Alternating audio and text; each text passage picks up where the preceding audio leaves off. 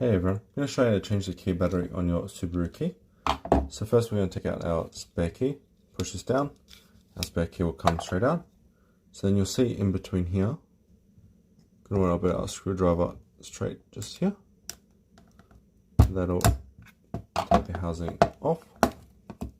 So then we'll have straight access to our key battery.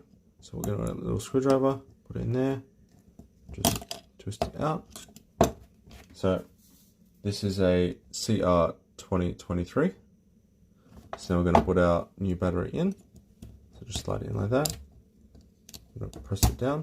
We're going to make sure our key is still in the rubber.